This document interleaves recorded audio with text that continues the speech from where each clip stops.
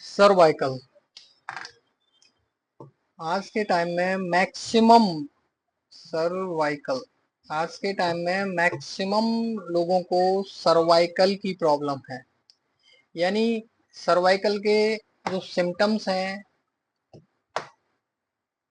या सर्वाइकल के होने वाली जो रीजन है वो आप सभी जानते हैं कि किस किस कारण से सर्वाइकल की प्रॉब्लम आती है। लेकिन सर्वाइकल होने की वजह से जो अन्य प्रॉब्लम्स, जो इफेक्ट्स हमारे ऑर्गन्स पे पड़ते हैं और उनके क्या सिम्टम्स होते हैं, आज हम उसके बारे में बात करेंगे। जैसे कि हम जानते हैं सर्वाइकल को 7 भागों में बांटा गया है। आज हम सर्वाइकल के विषय में बात कर रहे हैं। थोड़ा सा डायग्राम बना लेते हैं, यहाँ पे थोड़ा टाइम लगेगा लेकिन हम थोड़ा सा अच्छे से इसको समझ पाएंगे।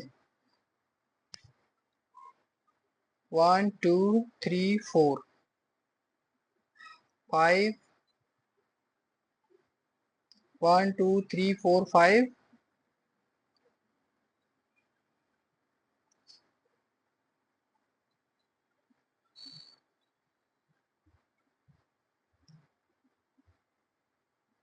1 2 3 4 5 6 7 हम यहाँ पे 7 वर्टिब्रा या 7 डिस्क से जो है इसको काउंट करते हैं, क्योंकि हर ये जो चौकोर है ये वर्टिब्रा है यानी ये बोन है, और ये जो गोल गोल आप देख रहे हैं ये जो है डिस्क होता है, एक रबर जैसा टिश्यू होता है।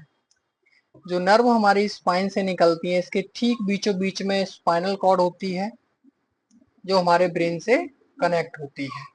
ये मान लीजिए कि ये ब्रेन है, ठीक है, ये ब्रेन है, ये मान लीजिए ब्रेन है। ये जो बीच में आप देख रहे हैं ये स्पाइनल कॉर्ड है। अभी हम केवल सर्वाइकल की बात कर रहे हैं।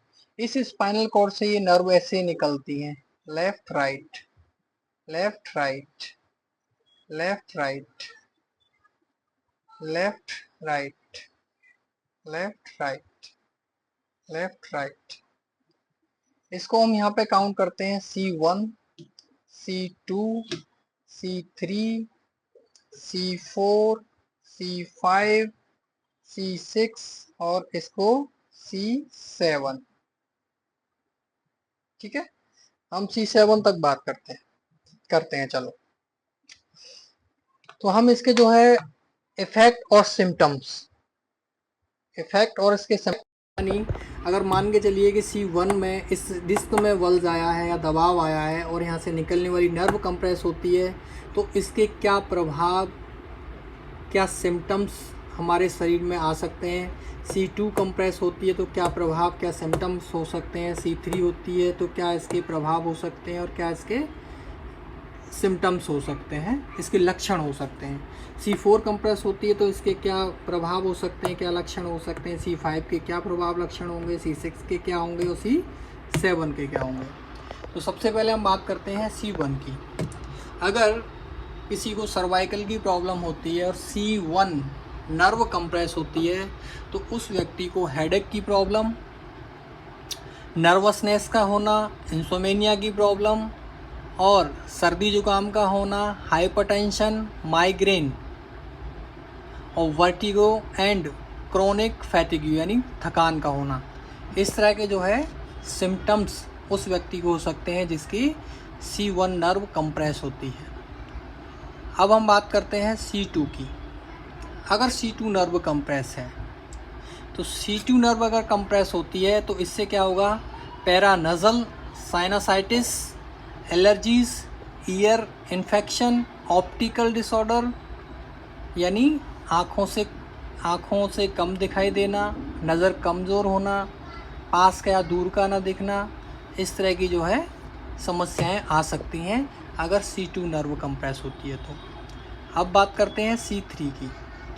C3 अगर नर्व कंप्रेस होती है तो इससे चेहरे पर या शरीर पर एक्नी यानी पिंपल, एक्जिमा यानी शरीर पे, स्किन पे यानी फेस पे दाग का हो जाना, पिंपल्स का निकलना, न्यूरोटिस न्यूरोटिस का हो जाना और न्यूरोलॉजिया की भी प्रॉब्लम होती है। इसके सिम्टम्स आते हैं अगर C3 नर्व कंप्रेस होती है तो।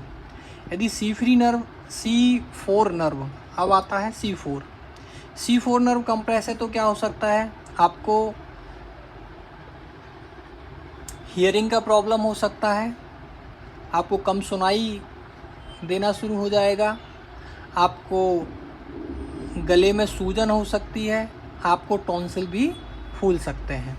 C4 अगर कंप्रेस होता है तो आपको एलर्जी हो सकती है, हियरिंग प्रॉब्लम आ जाएगी, कम सुनाई देना शुरू हो जाएगा, या फिर गले में सूजन या फिर टॉन्सिल्स भी हो सकते हैं।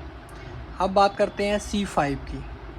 C5 में क्या होता है, अगर C5 नर्व कंप्रेस है तो इससे क्या है, ये जो हमारी लार ग्रंथि होती है, लार ग्रंथि से रिलेटेड होता है। लार का प्रॉपर ना बनना, इस तरह के सिम्टम्स आते हैं, या फिर आपके गले में सूजन का रहना, इस तरह की समस्या हो सकती है। ये इसके इफ़ेक्ट हैं, यानी ये प्रभाव है। अगर C5 कंप्रेस होगा तो ये प्रॉब्लम हमें महसूस हो सकती है।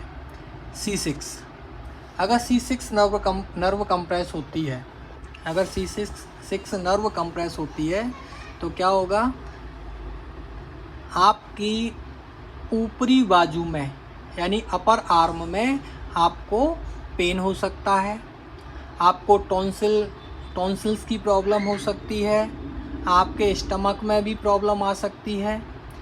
इसकी वजह से आपको जो है लार ग्रंथि की भी समस्या हो सकती है और आपको क्रोनिक कफ की भी समस्या हो सकती है। नंबर 7 जो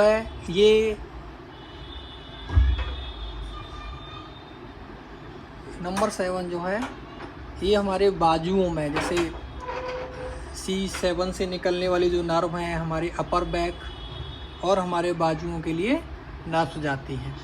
इसमें शोल्डर पेन होना, बाजुओं में दर्द होना, इस तरह की जो है चीज़ें आपको हो सकती हैं। तो ये जो सर्वाइकल है, सर्वाइकल केवल पेन ही नहीं होता, ये जो नेक है, गर्दन है, ये केवल नेक और गर्दन में दर्द ही नहीं होता, बल्कि इस सर्वाइकल की वजह से आपको और भी ऑर्गन से जुड़ी, जितने ऑर्गन्स हमारे गर्दन से लेकर के ऊपर फेस में जितने भी ऑर्गन्स हैं, उन अंगों से रिलेटेड प्रॉब्लम भी हमारे शरीर में आ सकती हैं। तो इसलिए